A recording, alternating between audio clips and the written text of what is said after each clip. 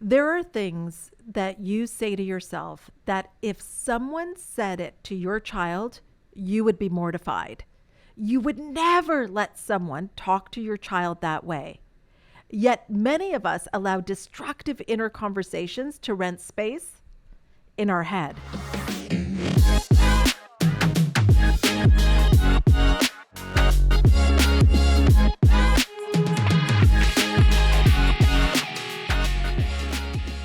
I'm Hina Khan. I am a peak performance coach, and I am known for helping my clients make their annual income their monthly income. According to the latest research out of Queen's University in Canada, we have thousands upon thousands of thoughts a day. The majority of it is running on autopilot. What that means is that we're not even aware of it. Think of it like a programming, always just humming along. And depending on the inner conversation, it may be enhancing our life, or it could be limiting us. So if you want to change your life, you've got to get a handle on your inner conversations. This is a critical part of what I do with clients. As I say, I don't teach them what to think, but how to think. In fact, one question I will ask my clients is, "Are you thinking?" And they will say, "Hina, oh my gosh, I'm thinking all the time. I can't stop thinking. If I have to go to the restroom in the middle of the night, my mind is racing." And I tell them that is not thinking. That is mental chatter. And it is probably the same mental chatter that you've been having for years. Most of our thoughts go unchecked and they are not serving us. It has been repeated so many times that we take it to be fact, the way it is, and that simply is not true. Here's the problem though. Those outdated thoughts can be the filter that we see and experience the world from. So let me first explain what I mean by self-talk. I'm talking about how you truly feel about yourself, and it is always there. You become aware of it in certain experiences. For example, there's a new position you would like to go for at work, and then the self-talk starts, which has always been there, but it's going to get louder now. "You can't do that. They won't give it to you. You're too old. You're too young, blah, blah, blah, blah, blah." It's relentless. And let me tell you, it fights dirty, but it is also very familiar.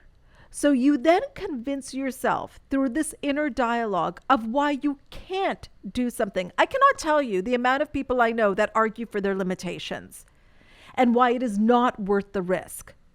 So I want you to think of it this way. Imagine right now with me, a field with tall grass. Okay, got that? In one part of the field, the grass is matted down because it's been walked on so many times. So let that represent your habit pattern, your habitual thoughts that are on autopilot. It is a well-worn path. And you don't have to think. You wake up in the morning and you are walking this path of thoughts. This is honestly what keeps people in jobs that they don't like, in unfulfilled relationships, and staying in their comfort zone. That well-worn path was created from when we were very young. It was created by what we repeatedly heard. So it could be the conversations in your family, the culture you grew up in, the community that you lived in. You were not necessarily responsible for those beliefs that you hold, but you are now responsible to change them if they are not serving you. Okay, I get it. Much easier said than done. But remember that field I mentioned? So now imagine you're creating a new path of thoughts. Well, at first, when you're walking, the grass is just going to bounce right back up behind you after you walk on it. Imagine the amount of repetition that it will take for the new thought to become a well-worn path, a path that is easy to walk. You know, this is why I always say with my clients when they're like, "I've had a breakthrough. I realized something." I'm like, "Great. We can get started now." Because the breakthrough is the beginning. We want to make your breakthrough your new unconscious way of being.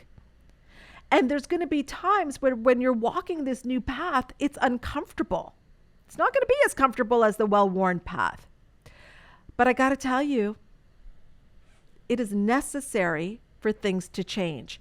You must change your inner speech. to match the outer reality that you desire. How you feel about yourself is mirrored to you in your environment. And here's the beautiful thing. You can change things right now. You can kind of go on a mental detox of sorts. I remember one client that I was working with, she would call herself a hot mess. And, it was kind of in this self-deprecating way, like, and being kind of funny. And it would get a chuckle out of her friends. But I told her to stop. Stop saying things like that to yourself if you're doing the same thing. First of all, it's not true. And secondly, in her case, she's perpetuating this characterization of herself. The power of your self-talk is so enormous. And so many times we are so concerned with what other people are thinking about us when really it doesn't matter. It doesn't matter what other people are thinking about us. What matters is what we think about ourselves. So really, what are you thinking? Let's get to the mental detox now. Now, how can you start this? First, you become aware of the thoughts. When you catch yourself saying, I can't, interrupt that and simply say, what if? What if I could? Or what if it is possible? To go straight to, I can, or I got this, it's going to be too much of a stretch for your belief system. So you want to start with what can you get your energy behind? And maybe you can get your energy behind that it could be possible. You've seen others do it. And then from that, you build on that. And then you start to walk down that thought pattern. A really good example of this is Navy SEAL and ultra athlete David Goggins. Google him. Again, after this, Google him. He's incredible. He credits self-talk for turning his life around. And for one of the reasons that he was able to hit his massive goals as a Navy SEALs. What was said to him as a child, growing up as a Black boy, living in the U.S., 20 minutes from the Klan headquarters. I mean, I can't even imagine.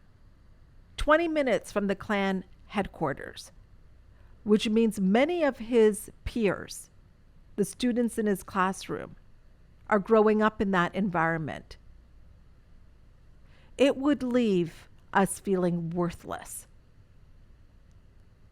Because remember, your own inner critic, what you think you can do, is shaped by the environment that you grew up in.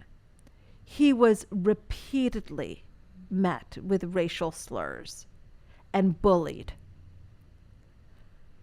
And what happens is we will take on the narrative,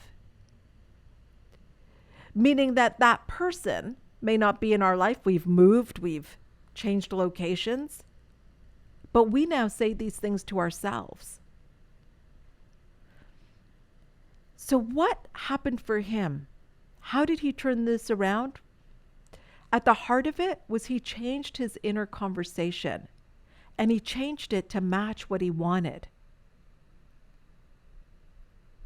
He knew it would be a stretch to go from I am a loser, which is how he thought of himself, to I am a Navy SEAL.